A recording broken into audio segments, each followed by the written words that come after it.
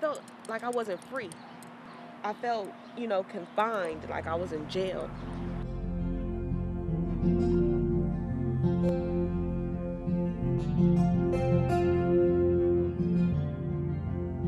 I said a prayer for the homeless.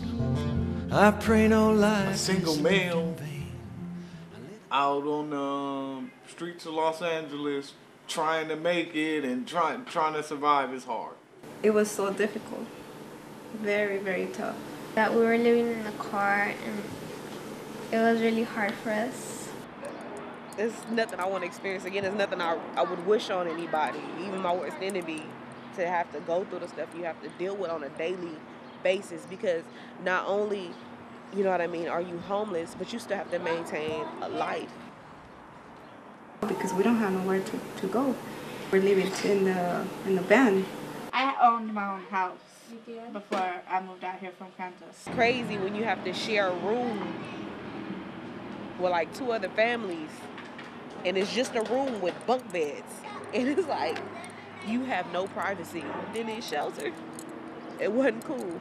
I think there's 7 months, and I can say that those were the worst 7 months of my life. The recession had already hit, and it's really hard finding a job. First night there, I was ready to go home, but I didn't have a home to go to, so. And how much is this? 900. 900? Yeah. 900 per month? I mean, a long-term solution is you get people back into housing at rents they can afford, and once they're in housing and stabilized, they're not always in a crisis mode, you can begin to hook them up to full-time, part-time jobs, training. You cannot do that while you're still homeless. You could always get an apartment, but after having been homeless and traumatized from the homelessness and sleeping in your cars and all those things, the support after the move can make all the difference in whether you maintain that housing or whether you don't. Every door closed except Beyond Shelter. Beyond Shelter opened up the doors and had so much help, I really couldn't believe it.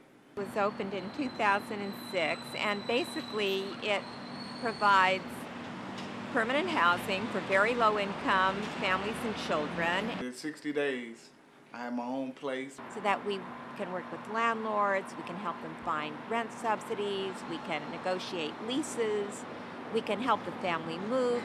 Help after help after help after help.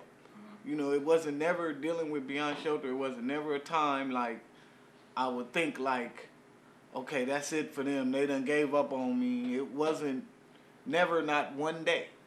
And we have done that so far with close to 5,000 homeless families over the past 20 years. In return, like when he helped me in return, I helped someone else. I dreamed that we had a white apartment, a big, huge apartment, and it was white, all white. And he said, and we were all happy. And then after a month, here we are. To be blessed like this, it was, because I know there's people that's still unfortunate that don't get this kind of help. I got some high hopes. And when I came here, I just went on my knees and I started crying of happiness.